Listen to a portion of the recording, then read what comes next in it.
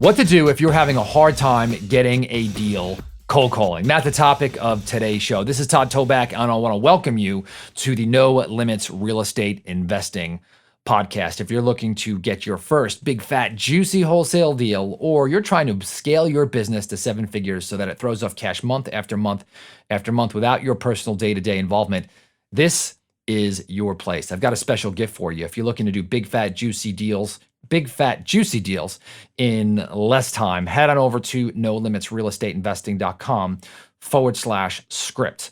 And there, I'm going to give you a copy of the very exact script that we've used to lock up over 1,300 deals inside of our own company. And you can get it right now completely for free. So go to nolimitsrealestateinvesting.com/script. And that is my gift to you. The next part of the show is where we play good news. Some of you are gracious enough to send in your good news, which I just love to hear. It keeps me motivated to do the show. And man, that is my number one driver here. So we're going to go ahead and play that and then jump in to today's topic. So let's go ahead and play the good news. Hi, Todd Toback. This is Stephanie Hunt from Columbus, Ohio. So I closed the deal 2 Fridays ago.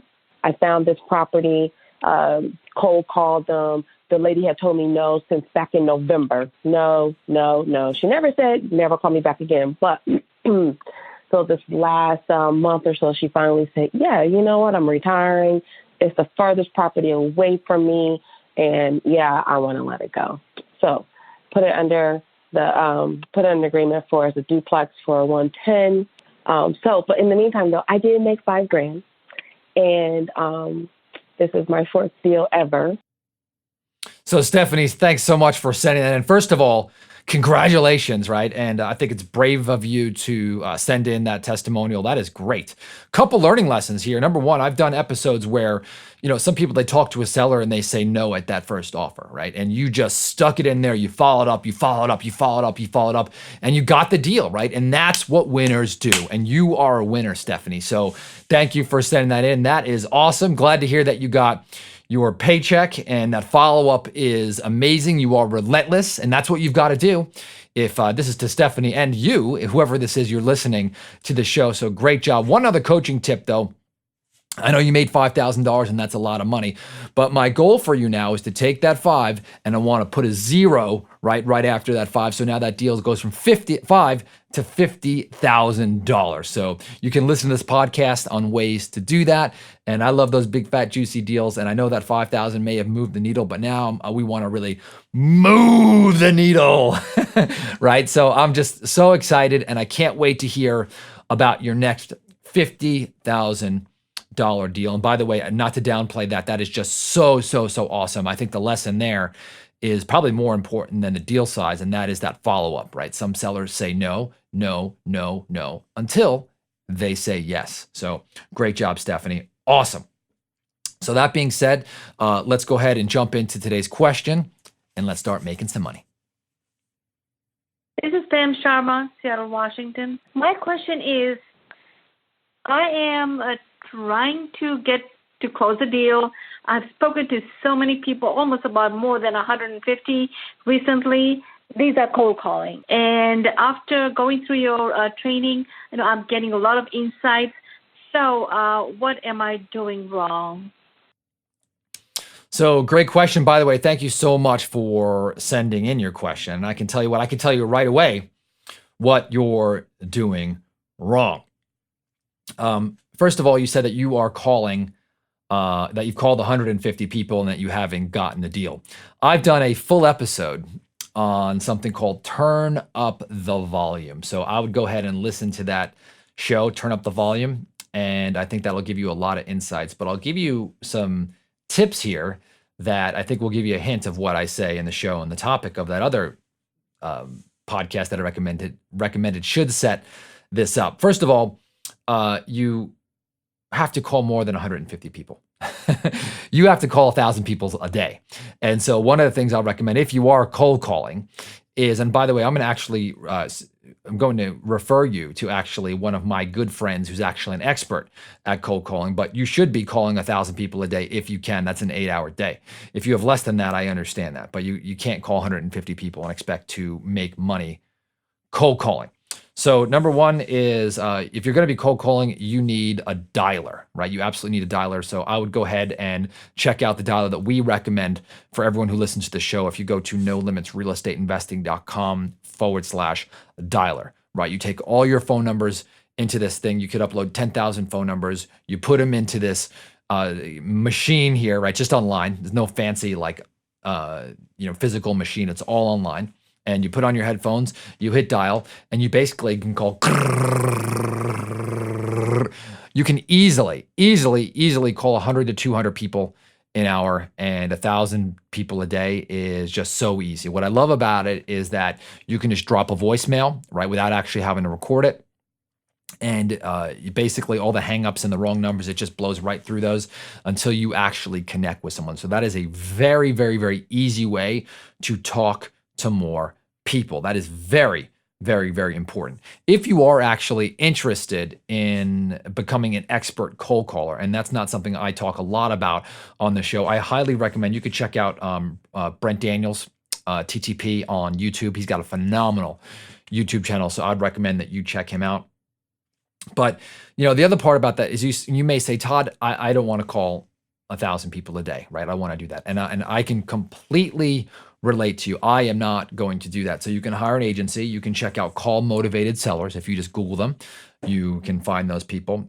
You also can joint venture with someone who's cold calling. So for example, I actually joint venture with somebody in a market. They do all of the cold calling. They hire all the team. They screen all the leads and they send them over and we just close them. And we actually split those deals. Now, could I keep a larger piece of the pie if I did that? Yes, I could. But we are not interested in managing a team of cold callers right now. Could that change in the future? Yeah, but not today. So we do that. The other part about that, by the calling 1,000 people a day, for me, I could tell you, yuck. I just don't want to do that, right? And maybe you are, resonating on this podcast, but my goal for you, again, if you're gonna do it and you kind of are feeling like you don't want to do it, then either joint venture with someone who loves it, or hire an agency like Call Motivated Sellers, and then you don't have to worry about that, and you can get leads. If you are going to do it, make sure that you call like 1,000 people a day, right? Because if you talk to 1,000 people a day, you're going to get 6 or 7 people who are interested in selling. And out of those, maybe one is going to be motivated. And over time, you're going to have about 5 new prospects every single month. And guess what? After month 2, month 3, you're going to have, 1, 2, 3, 4, 5 deals in the pipeline. But you got to turn up the volume, right? If you're serious about this business, if you really want to make real money, you can't dabble. You can't put your foot in the water, or else you're going to get kicked in the teeth, okay, by the adversity.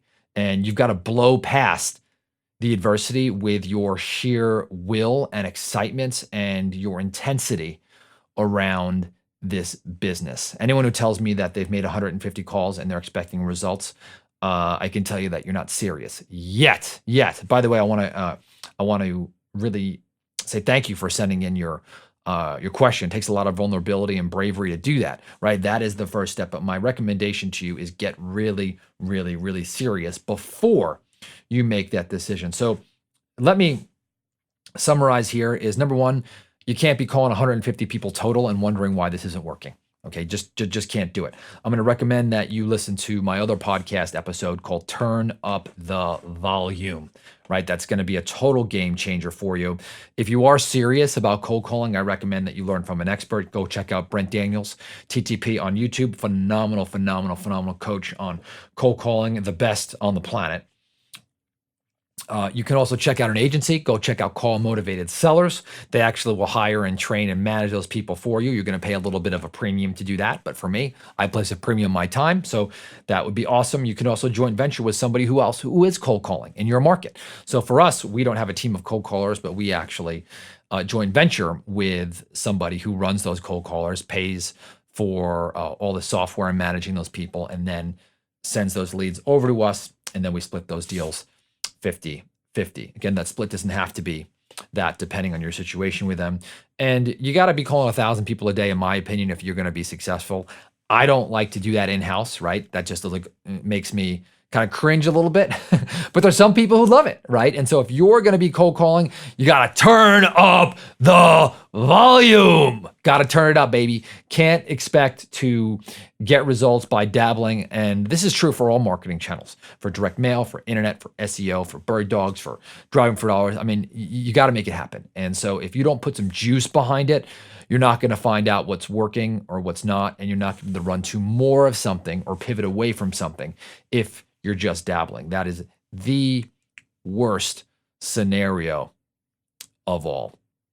I'm going to end this story with, or end this podcast with a story, and this might tell you some more. And when I was a kid, we used to go play this playground at Lindell Schools in Long Beach, New York. And you can, if you go to Google Earth, you can just put Lindell School or in Long Beach, New York, and you can kind of see it as right on the water. And they had this awesome new playground that they had put. It was like state of the art at the time.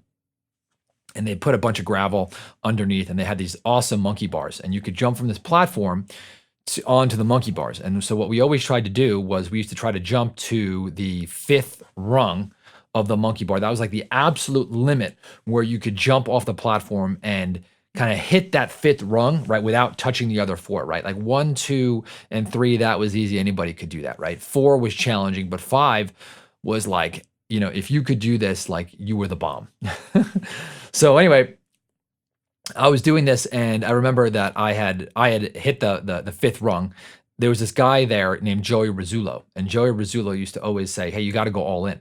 And so I remember hitting that 5th bar and trying as hard as I could. So my brother Tom, you actually may know him, Tom Kroll, he was jumping off of the platform, and he's sitting there, and I remember that he goes to jump off the platform, and he doesn't go all in, right? He just jumps like kind of haphazardly, like the fear was holding him back, right? And so he jumped, and he barely touched the 5th rung, like with his fingertips, and he actually fell back on the back of his arm. His arm fell behind him, and he broke his humerus bone. Now, if you don't know what his humerus bone is, it's the arm, like the bone right where your bicep is. And this thing is thick, and to break it is really, really hard. And if you break it, it is really, really painful. Well, Tom basically was what looked like a full body cast for a very, very long time. Obviously, when you're young, the time seems longer than it is, but it seemed like it was 6 months, and he's in this full body cast. Well, one thing about my brother Tom is he has a very high tolerance for pain, and so he was laughing about it. And I could tell you that as soon as he got his cast off, Tom was actually at the park, and guess who was there? Joey Rizzullo, who is basically screaming a ton, and everyone at the park knew Tom broke his arm trying to get to the 5th rung, and everyone knew that Coach Joey Rizzullo, who was our age, said go all in. And so Tom is there, we're all there, and Tom had unfinished business on this monkey bar.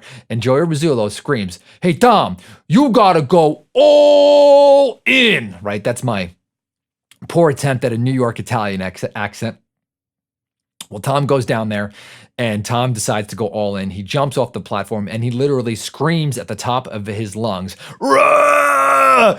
And by the way, his arm was like all skinny, fresh out of the cast. Hits the 5th bar, right? Even with all the injury, right? Hits the 5th bar, grabs it, and the whole place goes wild.